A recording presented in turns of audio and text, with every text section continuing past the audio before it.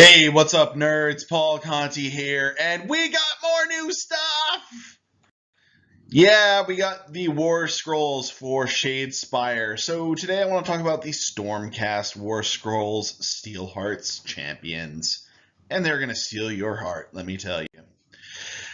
Alright, so this is different than what I had anticipated that they were going to do with this. I kind of anticipated that they were going to make these Shadespire guys each one an individual hero.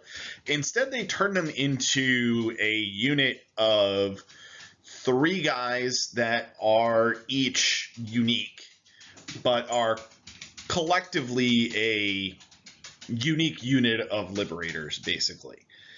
So we have one with a broadsword, one with a grand hammer, one with a warhammer. Just quick stats. They move 5 inches and have a 4-up save that rerolls 1s, just like a unit of liberators. They have 2 wounds each, just like a unit of liberators. Looking across their stat line, the broadsword, 3 attacks, 3 up to hit, 4 up to wound, rend 1, 2 damage.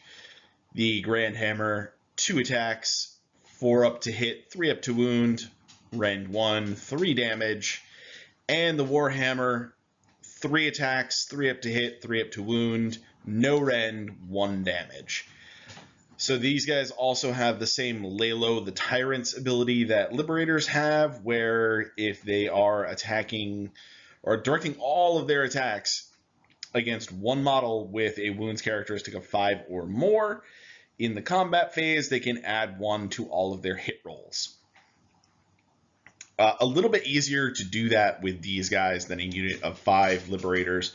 Definitely a lot easier to do it with this guy than with the unit of, say, 30 Liberators, which sort of negates the usefulness of that ability. But that is my lament for playing Vanguard Wing. They also have this neat special ability, the Heroic Guard. When an enemy unit finishes its charge move within a half inch of them, you add 1 to their save rolls for the rest of the turn. However, this unit cannot add 1 to its save rolls while being wholly within a terrain feature while this ability is being used. So it adds 1 to their save when they get charged, but it does not stack with the cover save. Fairly simple. And also, the broadsword, if it is targeting a... I'm sorry. I am totally misreading that. Oh, no, I am not misreading that.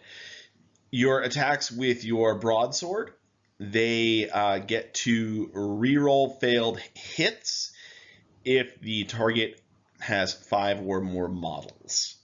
So you get a little bit of extra punch in there for going after a large unit with this small little unit of guys. And you also get a little more punch if you stack them all on 1 model.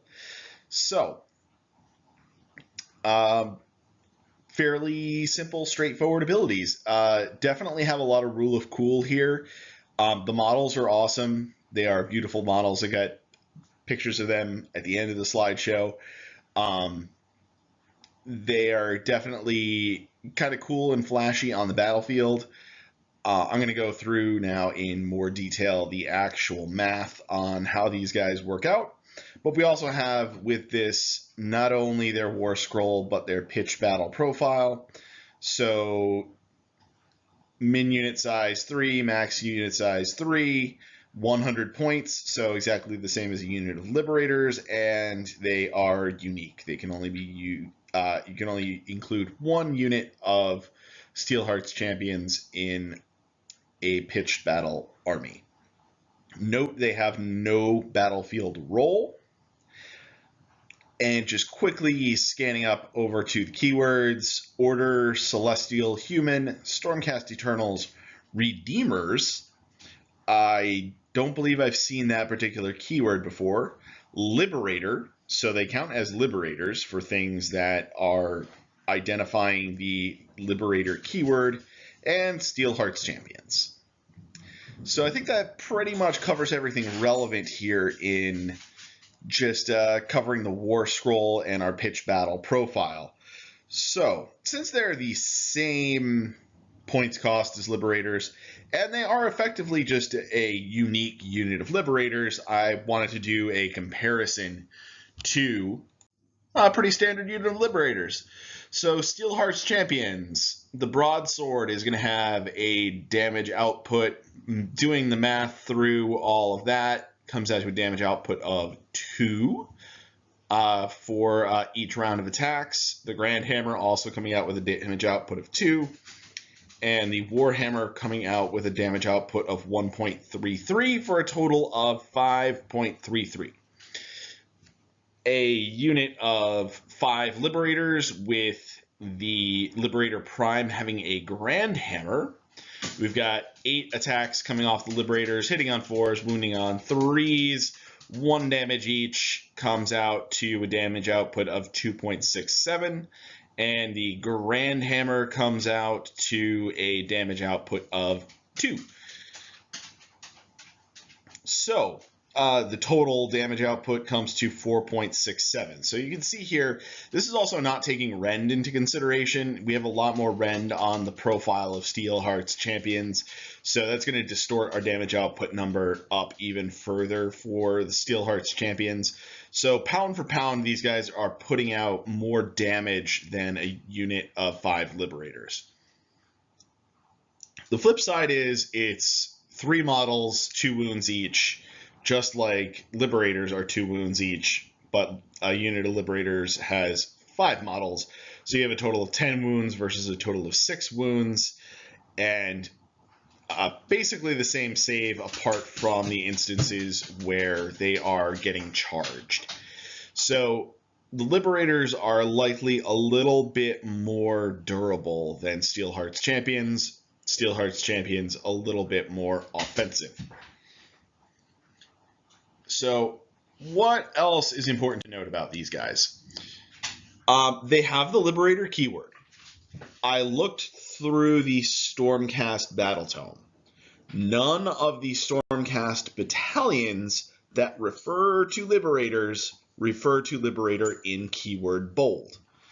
Therefore, with our current FAQs, and until there is some other FAQ, you can't use Steelheart'S champions in a battalion that includes Liberators, at least not from my quick glance through the battle tome. There aren't any that are referring to keyword Liberators. They're referring to unit name Liberators. So Steelheart'S champions can't slide their way into a battalion. They are not battle line, unlike your ordinary run-of-the-mill Liberators, which is a pretty important part of running Liberators. Typically, you run them as your battle line, or either that or your Judicators, and so not having that as the case does decrease their utility somewhat. And they do not have the hero keyword or the leader battlefield role, so they don't serve the function of a hero on the battlefield, which means that they can't be used to hold objectives that require a hero. So on average, they're throwing more damage than your run-of-the-mill Stormcast heroes that are in the same price range, but around the 100-point price point.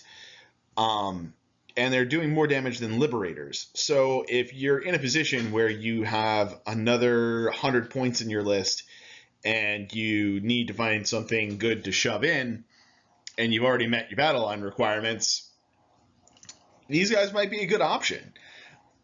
Otherwise, I'm not sure how they're actually going to fit into at least competitive Stormcast armies.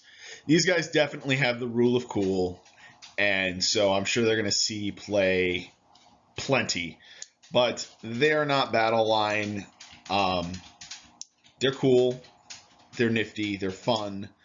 They don't have any abilities that impact other units around them. Their abilities are all to do with themselves. So that sort of limits their usage. I think they're cool. I mean, let's look at the models real quick. I mean, they are definitely cool looking. They are beautiful sculpts. I just don't see where these guys are really going to be fitting frequently into any sort of competitive Stormcast army. That said, I'm sure we're going to see these on the casual tables all the time because they're cool. And you know, they're putting out more punch than Liberators. I didn't do any further mathematical comparison to see if, you know, point for point, if they're better than, say, Retributors when you control for points cost, or anything along those lines. But they definitely do have their uses. They have some place in a Stormcast army. Again, I think that place is more in casual fun play, narrative play, those sorts of things. I don't think these guys are going to be the powerhouses that are going to be showing up in competitive lists. But they are yet another cool addition to our Stormcast collection of models, our collection of War Scrolls. They definitely are, you know, decent stand-in models too for other things. If you want to use these guys as replacement models for, you know, a Liberator Prime or a hero, or, you know, a variety of other things, or, you know, just alternate poses for other models, they're definitely cool. I like them.